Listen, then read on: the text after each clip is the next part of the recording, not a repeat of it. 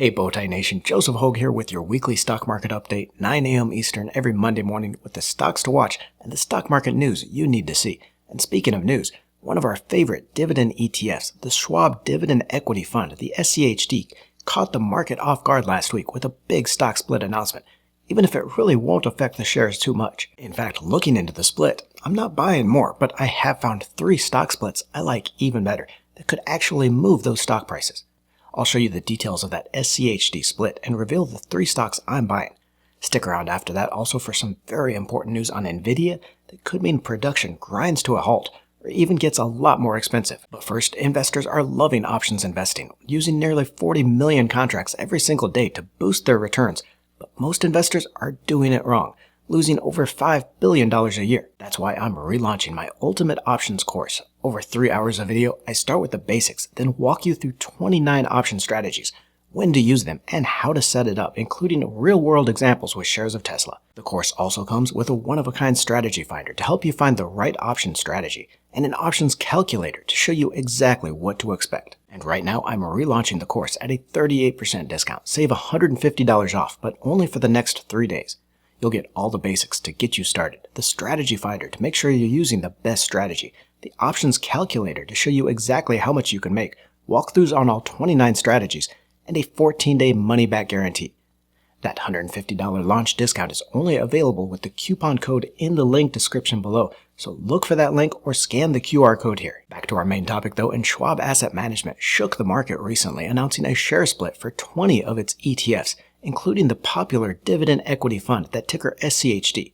And why this was so surprising is that you usually don't see these share splits for ETFs. It is more common in stocks and has become extremely popular lately with Nvidia's split, but not as much for funds. So I want to dive into that, why they did it, why I still like the SCHD, but I am not buying any more shares on this split, and the upcoming stock splits I am buying. Understand though, if you do want to get in on that SCHD stock split, there is still time.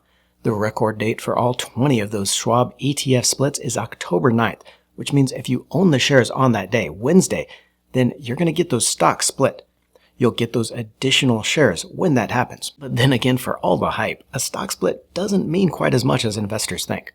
If a company like Nvidia has a market cap here of just over $3 trillion, and we can see on the statistics tab that the company has over 24.5 million shares outstanding, taking that $3 trillion company value divided by the 24 million shares equals $123, which is that stock price. That's what market cap is, the value of all the shares. Well then, if Nvidia decides its stock price is still too high for some investors at $123 and wants to do another 10-for-1 stock split, that means for every 1 share outstanding right now, it's going to issue 10 more, 10 shares for every 1. So after that split, the company would have 245.3 million shares, that previous 24 million shares times 10, nothing has really happened to Nvidia and its actual value. It's still worth that same $3 trillion, so now the market cap divided by 245.3 million shares would be $12.30 per share. So again, you might have 10 times as many shares, but that $12.30 per share times 10 is still only the $123 a share you started with. For an ETF, instead of the market cap, we use the net assets of the fund. So for SCHD, that $60.6 billion is the value of all investor funds, and there are approximately 717 million shares of this ETF issued, so we have a share price just under $85 each. We see in the press release, Schwab is going to split that fund 3-for-1, so for every 1 share of SCHD you own on October 9th, come the next day at that payable date, you're going to have 3 shares. That $60.6 billion in net assets isn't going to change though, so each share is going to be worth a third, or about $28.21 each. So again, where you had 1 share of SCHD worth $84.64 before the split, now you're going to have 3 shares, but only worth $28.21 each, but the same total value. So why would a company even go through all the associated costs to split a stock? Well, because on many platforms, including Schwab's own investing site, you need the full amount to buy each share. Over the last few years, a lot of platforms are allowing you to buy fractions of a share or fractional share investing. So if I wanted to buy maybe $50 worth of that SCHD, I could go on Robinhood and we get that 50 divided by $84.64 share price, or about 59% of a share. You can't do that on Schwab. So if you want SCHD, you'd have to invest at least the $84 to get a full share. So with the recent popularity of stock splits and that pricing problem, even though it really doesn't change anything, it did make sense for Schwab to split its funds, but I'm still not buying more right now. Now Nation, you know I love me some SCHD and have highlighted it as one of my favorite dividend ETFs on the channel. The fund invests in 100 dividend-paying stocks with a history of payments and returns, and all these are bellwether companies like Home Depot, Chevron, and Pfizer, and charges one of the lowest expense fees you're going to pay in an ETF. So besides that cash flow, you get a solid return with the shares up 9.2% annually over the last 5 years. Combined with that 3.3% dividend, you're getting a 12.5% return, and it is extremely consistent. But I've already got just over 100 shares of the SCHD, and soon to be 300 shares after that split, and while the total 12% return is nice, that 3.3% dividend just doesn't trip my trigger. On the other hand, I predicted 10 potential stock splits last June, 3 of which have already split, with LRCX, MicroStrategy, and Deckers splitting their shares. I like 2 recent stock splits better than that SCHD, along with 2 other stocks I'm buying on the potential for a split. That Lam Research, ticker LRCX 10-for-1 split happened just last week, and though the shares have come down with the rest of the semiconductor market, the company is still a leader in that critical fabrication equipment segment of the industry. Basically, Lam Research makes the equipment that is used to make semiconductors, and with the insane demand chip makers like Nvidia are seeing for their chips, Lam is a growth stock at a great price. Lam is expected to post 17% revenue growth this year and 18% next, strong growth that could continue on that chip demand. And best yet, the company is getting more profitable. On a 17 and 18% sales growth, the company is turning that into 18 and 26% earnings growth. Shares are trading for a price of just 22 times expected earnings, well below where it's been trading in the past here. And in fact, it's at a 25% discount to its June valuation. Supermicro, ticker SMCI, also split its shares 10-for-1 last week, and this one I've been buying a lot lately on that massive sell-off. I added another 100 shares when the stock dropped on that potential DOJ investigation.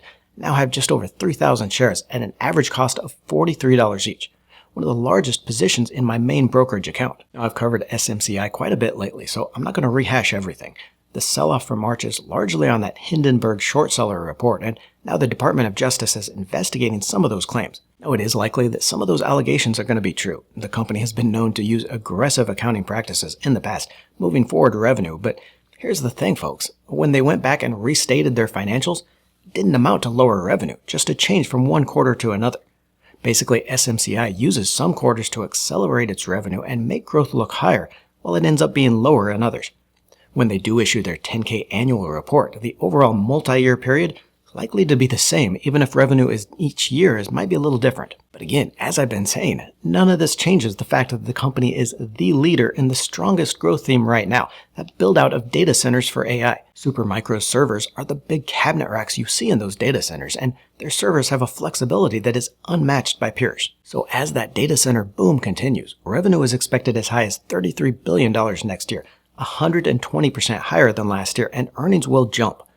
Against this, the stock is trading for just 12 times expected earnings and a price-to-sales ratio of just 1.6, a fraction of its March valuation. Now, I am not saying that the pain is over for the stock, because we're still waiting for that 10K to be filed, as well as any fallout from the DOJ investigation, but this has happened before, and it's amounted to less than a wrist slap for the company. That data center build-out will take the shares higher, and for investors with the patience to ride it out, it is going to be worth it. Now, this next one is a twofer because they haven't announced any stock splits yet, but shares of Mercado Libre, ticker MELI, are trading for nearly $2,000 each, well out of reach for many investors. The e-commerce leader controls 21% of the total gross merchandise volume in its core geographies, a scale advantage that it can use in its pricing versus peers. Also here, Booking Holdings, ticker BKNG, is trading even higher at over $4,000 a share. The company dominates that online hotel and travel booking segment with a 24% market share. Looking now at the stocks I'm watching this week, Delta Airlines, ticker DAL, is going to be one of the first airlines to release its earnings when it reports on Thursday. We saw last week that Delta is one of the analysts' top recommendations, with 9 out of 10 Wall Street analysts recommending it as a buy. I'm not so sure here though, as the shares approach their 52-week high and are up 38% over the year. Despite this enthusiasm and the record summer travel season, the company is expected to grow sales by just 4.5% this year and 5% next. Earnings are forecast actually 2% lower this year before rebounding next year. Here, shares trade right around where they have been on a price-to-sales valuation, though maybe a little under last year's PE valuation numbers. We heard last week that discounter Spirit Airlines is considering bankruptcy, and the entire airline industry is just struggling under high wage pressures and inefficiency, so I'm not betting on much of an upside here. ChargePoint Holdings, ticker CHPT, has a lot to answer for, and frankly, as an investor, I'm getting pissed off. This one was once a leader in public charging, and management has bungled whatever advantage it had in an industry that should have been minting money. Shares of competitor EVgo surged almost 70% last week when it won a conditional offer for a $1 billion loan from the U.S. Loan Programs Office at the Department of Energy. That's part of a $70 billion pool of loans the administration is practically begging companies to take to get it out the door this year. So here, if ChargePoint cannot grab some of that, it's bordering on negligence, and it's going to be the last straw for management. Already, we've seen revenue crash 18% this year, and that plan to lay off 15% of its workforce isn't going to help growth at all, while EVgo is expected to grow sales by 59% this year and is eating ChargePoint's lunch. Shares of ChargePoint are down 68% over the last year, underperforming both Blink, which is down 35%, and EVgo, which is up 130%. Now, we could see a slow melt-up on the shares as shorts cover their position just in case the company can win an LPO loan as well, because that 60% jump in EVgo crushed the 25 million shares shorted. But if ChargePoint management cannot prove itself over the next 3 months, it's time to find someone that can. Palantir Technologies, ticker PLTR, is now up over 30% over the last month, first on its inclusion into the S&P 500 index and strong earnings, and then as investors rush in to follow the crowd. I recently highlighted Palantir as one of the next Magnificent 7 stocks, the 7 tech names to become those next trillion-dollar companies, but actually I think Palantir is getting a little ahead of itself here. Shares now trade for 37 times the company's revenue, which is high even when adjusting for its sales growth, and well over the valuation we saw last year. Now, of course, I'm not selling my Palantir because these are long-term holdings, but instead of buying more right now, I'd look to some of these other tech names like UiPath, CrowdStrike, and ServiceNow instead. Nvidia Corporation, ticker NVDA, may run into headline risk along with the rest of the semiconductor space over the next few months. Hurricane Helene knocked out 2 North Carolina mines in the Spruce Pines area that supply the vast majority of the world's high-purity quartz. Now, that's used to make the crucibles in which silicon is melted, which is then poured into the wafers on which semiconductor chips are made. One of the miners, Sibelco, did update the market last week on Friday, saying there's been minor damage to the mine and repairs are progressing, but no date has been set for a reopen. Now, chip manufacturers like TSMC have inventory of quartz available, and the crucibles themselves can be used for about 2 weeks, but that problem is that the region in North Carolina was just devastated. It's a rural area, and roads and rails were just wiped out. It's not a matter of power lines being down, but the entire infrastructure, the telephone poles that hold those power lines were swept away, so it could be months before the mines are able to reopen and then start shipping out that quartz again. Now, those mines were closed September 26th, and most analysts do believe that the industry has about a month of inventory, but as this outage stretches into 2 or 3 months, we're going to start hearing more about the supply shortages and higher prices that could impede production. Now, with shares of Nvidia and other chip makers rebounding near all-time highs, any bad news could cause another sell-off. It doesn't affect that long-term upside, but you might consider hedging your downside risk over the next couple of months. Showing you that big picture here with the Spider sector tracker, 6 of the 11 stock sectors did close higher last week, with energy stocks being the obvious leaders on that jump in oil prices. Now, there doesn't appear to be much progress or even much desire for a ceasefire agreement, so it's likely the price of oil is going to remain high at least for the next month, and could retest that $80 a barrel on any escalation in the conflict. The lack of leadership from tech, which carries an overweight exposure in the index, meant the broader S&P 500 index didn't budge at all, and may not until we're well into earnings season in a few weeks. Looking at a bigger trend here, stocks in the financial sector is going to be the highlight of this week, with the big banks starting the earnings season on Friday, and half of the companies in the sector scheduled to report over the next 2 weeks. Earnings across several industries were decent here, with profits expected up 11% in the capital markets group, up 9% in insurance, and though the rest of the sector doesn't look quite as healthy. Financial services is expected to post just 4% earnings growth, followed by consumer finance up 1%, and a giant 12% plunge in bank earnings.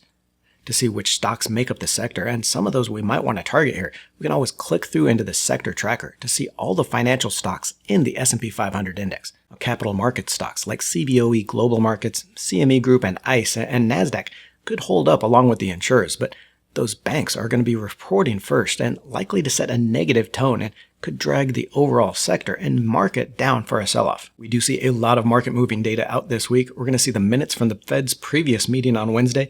Now, the central bank's dot plot estimates of rates implied 2 more cuts this year, though Fed members are going to need to balance those lower rates with a jobs market that is still going strong.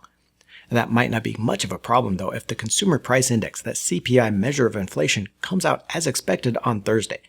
Consumer inflation is expected to have been just 2.3% higher in last month over the year, continuing a downward trend from a 2.5% pace in the month before.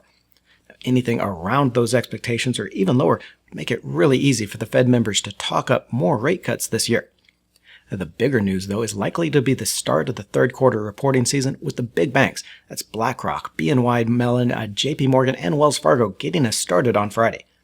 Overall, analysts expect companies in the S&P 500 index to report 4.2% profit growth from last year's quarter, and since companies almost always beat their forecasts in the aggregate, we're likely to see closer to about 5% earnings growth. That would mark the 5th consecutive quarter of earnings growth, but there are 2 things that worry me. First is that even on that 5% earnings growth, that would be less than half the 11% profit boom that we saw in the second quarter, so that April to June period. Second, the banks that are going to be starting us off this week, as mentioned, are expected to report a 12% plunge in earnings year over year. That could spook a market already on edge and looking for a reason to take profits. Get your $150 discount and learn how options can supercharge your investing with the coupon code in the link below. You'll get all 29 option strategies, the Strategy Finder tool, and the one-of-a-kind options calculator, but this coupon is only good for the next 3 days, so look for that link below. Don't forget to join the Let's Talk Money community by tapping that subscribe button and clicking the bell notification.